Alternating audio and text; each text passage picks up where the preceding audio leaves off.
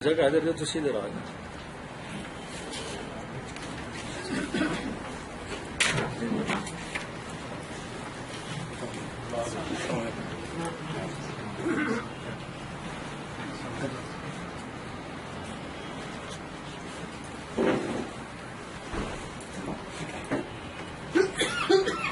تو آج ہم ڈسکس کریں گے 40 ایئر ٹو 60 ایئر کے درمیان. آپ کو ایک نظر دیکھنا ہے اور آپ نے اس پہ 2 یا 3 سوال کرنے ہیں. تو آپ نے ڈائگنوز کرنا ہے کہ اس کو کیا ہو سکتا ہے اور اس کی ریمیڈی آپ کے پاس ہونی چاہیے کہ یہ اس کو، اور وہ ایسی ہی ہونی چاہیے کہ اس کو فرق بھی پڑے. اس سے پہلے ہم افروزم کو ڈسکس کرتے ہیں کہ یہ بھی ہمارے لیکچر کا ایک حصہ ہوتا ہے. یہ افروزم ہے 110. وہ کہتا ہے کہ اس کے علاوہ میں نے دیکھا کہ تندرست لوگوں میں بڑی مقدار میں دیے گئے کیمیاوی اجزاء جنہیں یا تو غلطی سے معدے تک پہنچایا گیا یا اس میں خودکشی کی غرض سے دیے یا کسی کو مارنے کے لیے کھلا دیے گئے یا کسی اور وجہ سے دیے گئے کی وجہ سے پیدا ہونے والے زخم جن کے بارے میں پرانے مصنفوں نے جو کچھ لکھا انہیں کیمیاوی اجزاء کے جب میں نے اپنے اوپر یا کسی تندرست شخص پر آزمایا تو میرے مشاہدات اور پرانے مصنفوں کے مشاہدات میں کافی مماثلت تھی. ان مصنفوں نے ان کیمیاوی اجزاء کے مضر اثرات کے بارے میں تفصیل سے لکھا جس کا بنیادی مقصد لوگوں کو ان کے استعمال سے خبردار کرنا تھا یا کچھ حد تک اپنی فنی صلاحیتوں کو ممتاز کرنا تھا.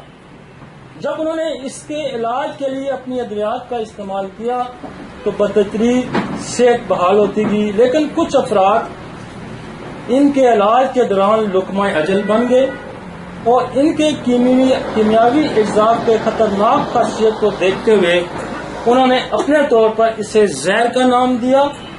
ان مبصروں میں سے کسی ایک کے وہم و گمان میں بھی یہ بات نہ تھی کہ ان انتہائی خطرناک اور زہریلے کیمیاوی اجزاء کے بارے میں جو علامات انہوں نے مشاہدہ کی کے بعد اگر ٹھیک کی ہیں وہ اس سے ملتی جلتی علامات جو قدرتی بیماری سے پیدا ہوتی ہیں کو ختم کرنے کی صلاحیت رکھتی ہیں. ان کیمیاوی اجزاء کی بیماری پیدا کرنے کی صلاحیت اس بات کی نشاندہی کرتی ہے کہ اس میں ہومیوپیتھک طریقے کے مطابق شفا کا پہلو بھی ہے. ان اجزاء کی ادویاتی پہلو کو جانچنے کے لیے یہ دیکھنا ضروری ہے کہ یہ صحت مند جسم پہ کون کون سی تبدیلیاں پیدا کرنے کی صلاحیت رکھتے ہیں. یہ علامات نہ ہی مفروضوں کی بنیاد پر ہیں، نہ ہی سونگھنے کی بنیاد پر ہیں، نہ ذائقے یا اس کی ظاہری شکل کی بنیاد پر ہیں اور نہ ہی ان کے کیمیاوی تجزیے سے نہ ہی بیماری کے دوران بہت سے کیمیاوی اجزاء کو ایک ساتھ دیے جانے سے جانچی جا سکتی ہیں.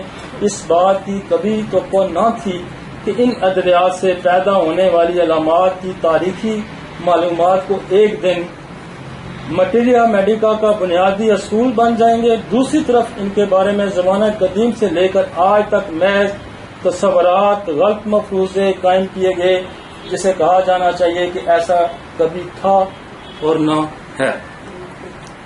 اصل میں یہ پروونگ کے بات کر رہے ہیں. وہ کہتا ہے کہ زہر یا اتفاقاً یا حادثاً یا کسی کو آپ مارنے کے لیے دیتے ہیں تو پھر اس سے ممنوع قرار دیا گیا کہ یوں نہ آپ کھائیں، اس کے استعمال سے یہ ہوتا ہے. لیکن واحد دنیا میں ہومیوپیتھک سائنس ایسی ہے کہ ان زہروں سے انہوں نے قدرتی بیماریوں کا علاج بھی کیا. کہنے کا اس کا مقصد ہے کہ ان قدرتی بیماریوں کا انہی پوائزن سے، جیسے جو سکرات کو زہر دیا جاتا ہے کونیم،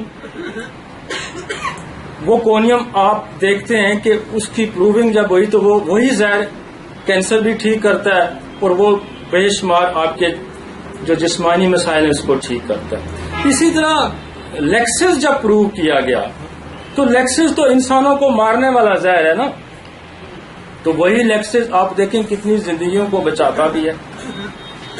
تو وہ کہتا ہے کہ یہ ساری جو پروونگ تھی ہم نے اس کو میٹیریا میڈیکا میں جمع کیا اور یہ دنیا کے لیے ایک نئی چیز تھی، یہ بالکل مختلف تھی جس سے لوگوں کو منع کیا گیا تھا کہ یہ آپ کے لیے پوائزن ہے اور وہی آپ کی صحت کے لیے کا سبب بنے.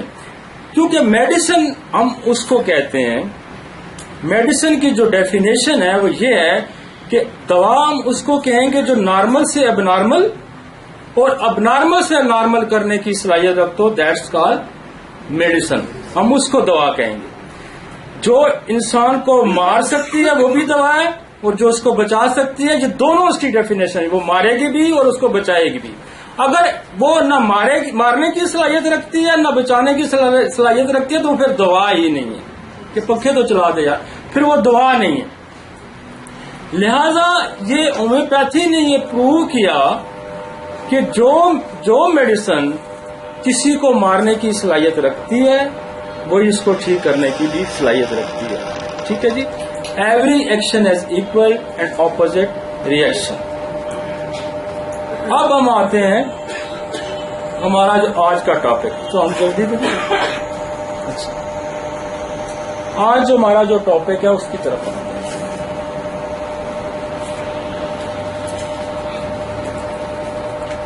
میں نے آپ کو کہا تھا کہ ہم نے لوگوں کا یہ سوال تھا مجھ پہ کہ آپ اتنی جلدی پیشنٹ کیسے دیکھتے ہیں. تو میں نے آپ کو کہا کہ اس کے لیے یہ 40-50 لاکھ بندہ دیکھنے کے بعد یہ کچھ اصول مرتب ہوئے ہیں کہ کیسے جلدی دیکھا جاتا ہے.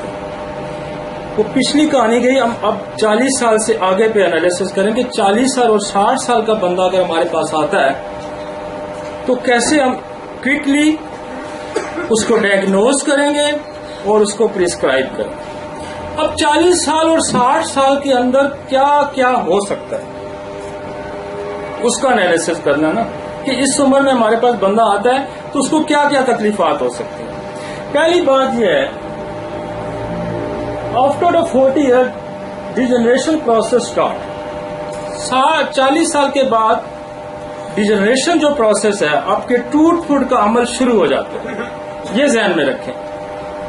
سم person it varies due to their family history and personal history. کچھ لوگوں کا جلدی آ سکتا ہے اور کچھ کا دیر سے آ سکتا ہے. کسی کا 40 میں بھی آ سکتا ہے، کسی کا 50 میں بھی آ سکتا ہے، کسی کا 55 بھی آ سکتا ہے، کسی کا 60 میں بھی آ سکتا ہے. ٹھیک ہے. لیکن یہ ویریشن اس میں پائی جائے گی. کیا اس کی فیملی ہسٹری کیا ہے، اس کی پرسنل ہسٹری کیا ہے. وہ کہتے ہیں کہ فیملی ہسٹری میں کیا کیا چیزیں ہیں جو ارلی ایجنگ پہ آپ کو لے کے جا سکتی ہیں یا کسی بیماری میں مبتلا کر سکتی ہیں. یہ بھی غور کرنا بڑا ضروری ہے کہ جب آپ کے پاس ایک بندہ آتا ہے وہ ہے 40 سال کا اور آپ کو وہ لگتا ہے کہ یہ 60 سال کا یا 70 سال کا ہے، تو پھر سب سے پہلے آپ کی اس کی فیملی ہسٹری پہ بھی آپ کو جانا ہوگا کہ اس کے اندر کیا کیا پیچھے کیا ہو سکتا ہے. اور وہ فوراً ٹرائی کرنا چاہیے آپ کو. زیادہ ٹائم نہیں اس میں چاہیے ہوتا ہے. وہ کہتا ہے if there is a family history of cancer, tuberculosis, سائیکوسس، سفلس، ڈپریشن، میل نیوٹریشن اور ادر کرونک ڈیزیز، اگر اس کے خاندان میں یہ چند جو میں نے بیماریاں بڑی بڑی گنوائی ہیں اگر موجود ہیں تو وہ جلدی کسی نہ کسی بیماری میں مبتلا ہو جائے. آپ نے عموماً دیکھا ہوگا کہ 40 سال تک تو بندہ کسی نہ کسی طریقے سے کھینچ ہی جاتا ہے، لیکن 40 سال کے بعد اس پہ برڈن بڑا آ جاتا ہے. صحت کا بھی برڈن آ جاتا ہے، فیملی پرابلمز کا بھی آ جاتا ہے، بچوں کے فیوچر کا بھی آ جاتا ہے. بہت سارے برڈن اس پہ آتے ہیں اور وہی باڈی سے سسٹین کرتی ہے، برداشت کرتی ہے جس کے اندر کوئی اسٹرینتھ ہوتی ہے. تو سب سے پہلے جو ہی بندہ 40 سال کے بعد کا آئے گا تو آپ کو فوراً آپ کے ذہن میں اس کی فیملی ہسٹری پہ کوشچن ہونا چاہیے.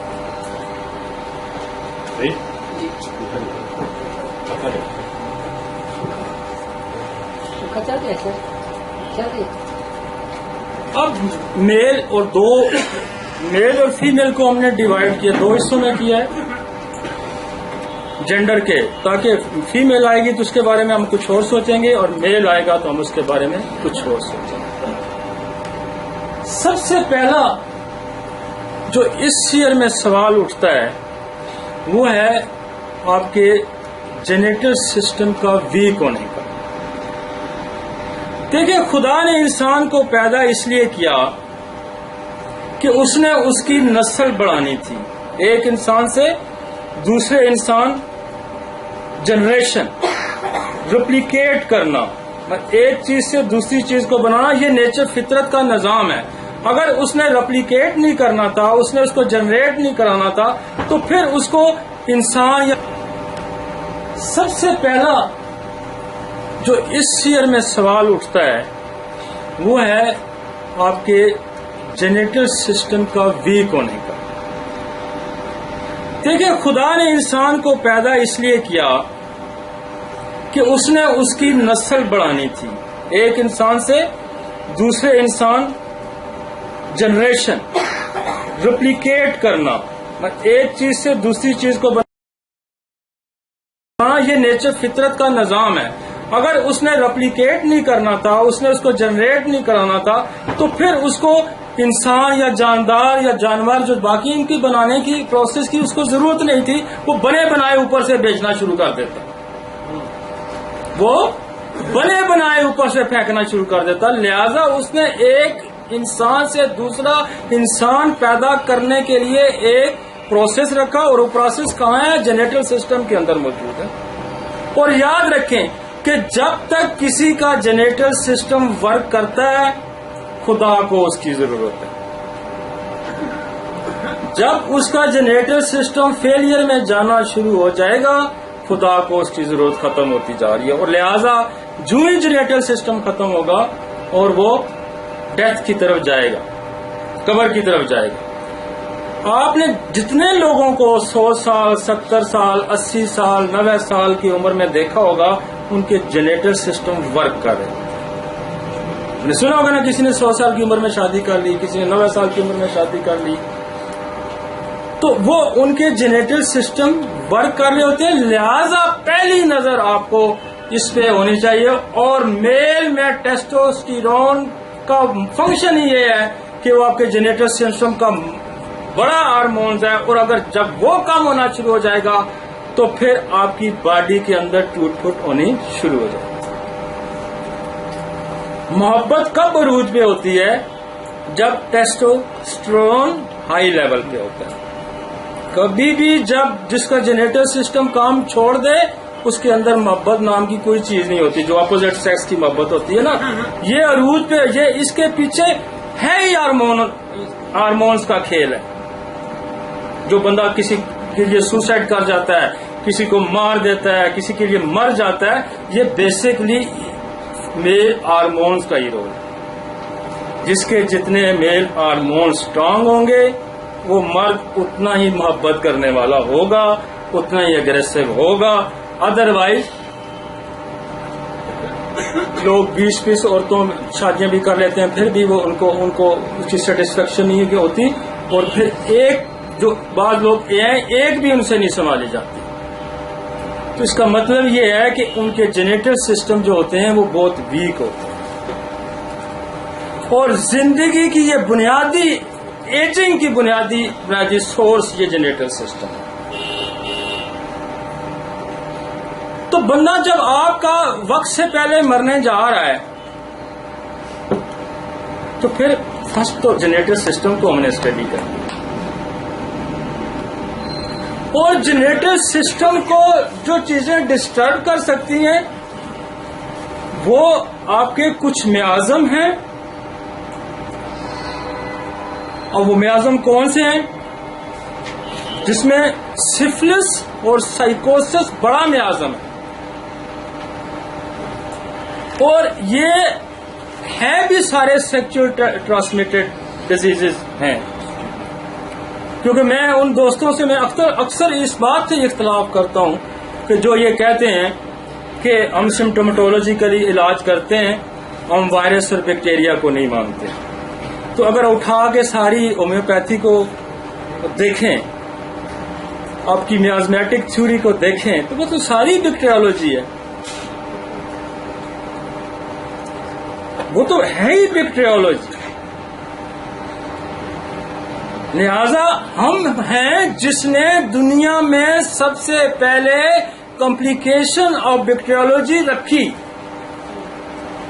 لوگوں نے تو بیکٹیریولوجی کو اسٹڈی کیا اور اس کا علاج بتایا. ہم نے کہا کہ نہیں بھائی، اس کی کمپلیکیشنز بھی ہیں. اور اس کی کمپلیکیشن کیا ہے کہ سفلس آپ کو وقت سے پہلے مارتا ہے. سفلس آپ کے اندر ڈسٹریکشن پیدا کرتا ہے اور سائیکوسس آپ کے اندر اب نارمل گروتھ پیدا کرتا ہے. یہ سب سے پہلے لوگوں کو ہم نے بتایا. تو ڈسٹرکٹیو عمل اگر جینیٹل سسٹم میں شروع ہو گیا تو لازماً آپ کو اس کی فیملی ہسٹری پہ جانا ہوگا, سفلس پہ جانا. اسی لیے جو بچے جننے کی صلاحیتیں جن لوگوں میں ختم ہو جاتی ہیں ان کو ہم اورومیٹ کا استعمال کراتے ہیں یا سفلینیم کا استعمال کرتے ہیں.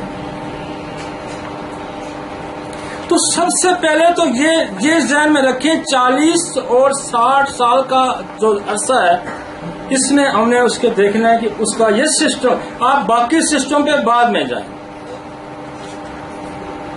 پہلے اس سسٹم پہ جائیں. اور یہ 1 منٹ کا سوال ہے آپ کا. امپوٹینسی ہے,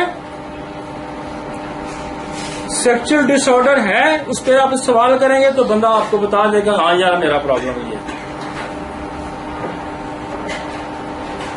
40 ایئرس اور 60 سال کے درمیان پہلا سوال ہی آپ کا یہ بنتا ہے. مرد پہ یہ بنتا ہے اور عورت پہ بھی جینیٹل سسٹم کا ہی سوال بنتا ہے. وہ پری مینوپاز میں ہوگی, مینوپاز میں ہوگی, جب پوسٹ مینوپاز میں ہوگی 20 سال کے عرصے میں. تو پہلا سوال ادھر وہ بنتا ہے, ادھر پہلا سوال یہ. اور اسی سے اگر اس کے جنریٹر سسٹم ورک کرنا چاہیے اس کا مطلب ہے وہ ڈکلائن کی طرف جا رہا ہے اور اس نے نہرا مار جانا ہے تھوڑے عرصے بعد. تو اس سسٹم کو اسٹرانگ کرنا ہے.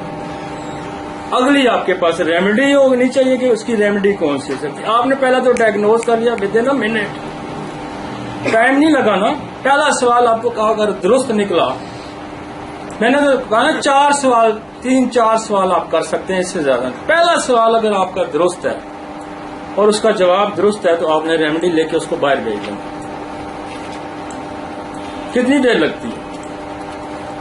Minute, 30 second. ہاں بہت کلک کرنے والا 30 میں بھی ڈیسائیڈ کر سکتا ہے.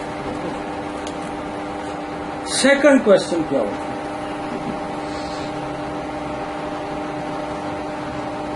اس کا میں علاج بتاتا ہوں. پہلے سیکنڈ کوشچن, پہلے کوشچن میں بتا دوں پھر اس کو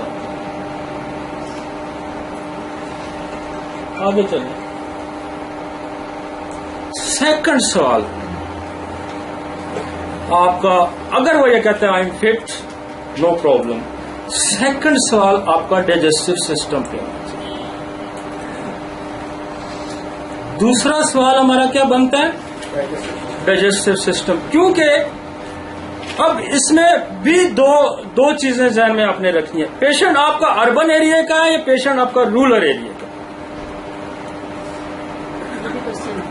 یہ سوال نہیں, یہ تو پتہ چل جائے گا اربن سے تعلق رکھتا ہے یا رورل سے تعلق رکھتا ہے. تو سیکنڈ کوشچن آپ کا پہلا نہیں ہے تو پہلا بھی ٹھیک ہے, دوسرا تو کبھی فیل نہیں ہوگا. کیونکہ اس نے ناریاں بھی کھانی ہیں, اس نے پائے بھی کھانے ہیں, اس نے مٹھائیاں بھی کھانی ہیں, اس نے دعوتیں بھی اڑانی ہیں, آئس کریمیں بھی کھانی ہیں. تو وہ تو ڈائجسٹو سسٹم, کیونکہ میرے شہر کا بچہ جو 15 سال 20 سال کا ہے وہ نظام انضام میں مبتلا ہے. کیونکہ میں اس شہر کا ایک چھوٹا سا ڈاکٹر ہوں نا, میری اس پہ نظر ہونی چاہیے کہ وہ کیا کھاتا ہے شام کو, وہ دن کو کیا کھاتا ہے اور اس کا صبح کا ناشتہ کیا. آپ اس شہر کے 80-90% جو بچے 20 سال سے اوپر کے ہیں وہ اسٹامک السریشن, برننگ, گیسٹرائٹس کے اور IBS میں مبتلا ہے. تھوڑا سا اسکودا بندہ بھی ہے نا تو وہ جا کے باٹی گوشت ضرور کھائے گا, وہ کباب ضرور کھائے گا, اور جو گند وہاں بکتا ہے. اور میں ایک اور مزے کی بات آپ بتاؤں, میں اس وقت 100 سے زیادہ کینسر اسٹامک کے جو ٹھیک کر چکا ہوں وہ سارے مسالوں کی وجہ سے تھے, اور میں نے کوئی دوائی نہیں دی ماسوائے نقص فمیکا کے. اور میں اسٹامک کینسر میں تو اس نتیجے پہ پہنچا ہوں کہ سب سے بڑا رول ان اسپائسز کا, ان مسالوں کا. تو مجھے پہچاننے میں کتنی دیر لگتی ہے بھائی؟ یہ انالیسس مجھے برسوں کرتے کرتے ہو گیا ہے. آپ خود اپنی پریکٹس میں ذرا دیکھیں تو آپ کو اندازہ ہوگا کہ یہ بندہ جو ہے نا یہ صحیح کہہ رہا ہے. کیونکہ جو ٹرو رائٹر ہے، جو ٹرو پریکٹیشنر ہے، جو سچا ہے، وہ راستہ صحیح بتائے گا. کیونکہ اگر آپ نے کسی کو مری کا راستہ بتایا تو مری کی جگہ بیچارہ گجرخان سے جا نکل گیا تو اس نے ساتھ 2 گالیاں بھی دینی ہیں آپ کو. اور میں گالی لینے کے لیے یہاں کھڑا نہیں ہوں، یہ بات ذہن میں رکھیے. سائنٹسٹ اور فقیر کیوں دنیا میں پاپولر ہیں؟ اس کا بنیادی رشتہ ایک ہی ہے جو سچائی پہ مبنی ہے. سائنٹسٹ کو 2 اور 2 4 پروو کرنا ہے، اور فقیر نے اپنے خدا کی بتائی ہوئی سچی بات لوگوں کو بتانی ہے، اپنے پلے سے کچھ نہیں. لہذا دنیا میں سروائیول تو اسی میں ہے کہ میں سچ راستہ کسی کو دکھاؤں گا تو میرا وجود قائم رہے گا، اگر میں سچ راستہ نہیں دکھاتا تو میرا وجود قائم رہے گا. کیونکہ میرے جسم نے تو مر جانا ہے، میرے کریکٹر نے زندہ رہنا، اور میرا کریکٹر سچائی کی بیس پہ ہی زندہ رہ سکتا ہے. میں کہوں یہ پلسا ٹیلا آپ کھائیں اور آسمان پہ آپ اڑنے لگیں گے تو یہ سچائی بے بیس نہیں کرتا. ٹھیک کرتا یہ اس طرح کے نعرے مارنے سے. ہاں جو میرا رول نبیوں نے بھی یہی کہا ہے، ولیوں نے بھی یہی کہا ہے. مجھ سے پہلے کیا ہوا، میں نے کیا دیکھا. اب قرآن پاک کو اٹھا کے دیکھیں وہ اس میں کیا کہتا ہے، مجھ سے پہلے یہ ہوا، اب یہ ہو رہا، اس کی روشنی میں آئندہ یہ ہوگا. اب ہنیمن کو دیکھیں، ہنیمن کیا کرتا ہے، اپنے سے پہلے سارے ڈاکٹر کو وہ ڈسکس کرتا ہے کہ مجھ سے پہلے فلاں نے یہ کہا، مجھ سے پہلے فلاں نے یہ کہا. وہ میری بات سے ابھی یہاں بھی کہہ رہے ہیں وہ میری بات سے وہ متفق ہیں. تو اگر آپ اس سے ہٹ کے کوئی بات کرتے ہیں، کیونکہ آپ زندہ تب رہ سکتے ہیں کہ آپ سچائی بولیں گے. پھر سچائی سے یہ ہوگا کہ جو بات بندہ اس پہ عمل کرے گا اس کو فائدہ ہوگا، اس کو فائدہ ہوگا تو وہ آپ کو اچھی نظر سے دیکھے گا، تب آپ کا وجود دنیا میں زندہ رہ سکتا ہے، ادروائز زندہ نہیں رہ سکتا.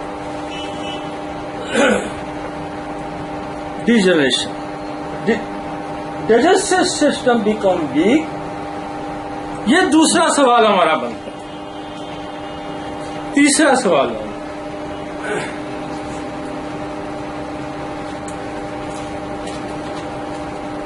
وہ کہتا ہے اسٹیٹ آف مائنڈ. مائنڈ کو ہم نے پڑھنا.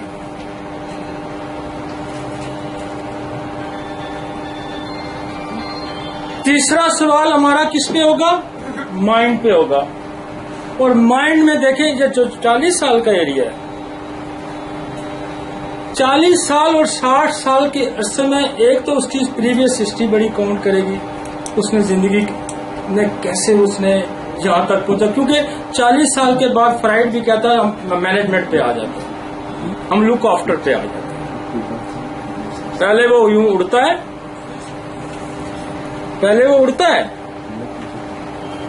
پھر آ کے یہاں رکتا ہے، رک کے پھر اس نے مینجمنٹ کرنی ہوتی ہے. اپنی زندگی کے سارے اثاثے، اپنے بچوں کے فیوچرز اس نے سارے یہاں مینج کرنے ہوتے ہیں. اور اب اس پہ بوجھ بہت زیادہ ہے. پہلے وہ خود کماتا تھا، بچوں کو کھاتا تھا، کھلاتا تھا. 12 سال سے 18 سال کی جو ایج تھی اس کا باپ کماتا تھا اور وہ کھاتا تھا، وہ گلشنے اڑاتا تھا. لہذا وہ ایج اور فلائی کرنے کی تھی. اس کے بعد وہ پریکٹیکل لائف میں آتا ہے، پھر وہ زندگی گزارتا ہے، اس کے عوامل اور ہوتے ہیں. یہاں اس نے کمانا بھی ہے، اس نے کھلانا بھی ہے، اور پھر اس نے بچوں کے فیوچر کو بھی کرنا ہے اور گھر کے مینجمنٹ بھی کرتی ہے. یہاں لوڈ بڑھ گیا. جب لوڈ بڑھ جائے گا تو نفسیاتی امراض جنم لیں گے. Failure of life, disappointment of life یہاں پھر بہت زیادہ عروج پہ ہوگی. جہاں جیسے میں نے کہا آپ کو کہ موسٹلی یوز ہونے والی یا لو ڈس اپوائنٹمنٹ آئے گی، فیلئر آف اس کا جو ہے بزنس یا سیکس جو ہے اس کا فیلئر آئے گا، یہ ایلیمنٹ بڑا، اور فیئر آف فیوچر اس کے آئے گا کہ اب میرے بچے ہیں، اب ان کا کیا ہوگا، اور اگر بچے تو پڑھ لکھ کے ہیں، سمجھدار ہیں تو پھر تو خوش ہوگا، ادروائز جو نکمے جڈ رہ گئے ہیں تو پھر وہ اڑتا رہے گا، کیونکہ جو جنریٹ کرتا ہے، جو پیدا کرتا ہے، اس کو بڑی فکر ہوتی ہے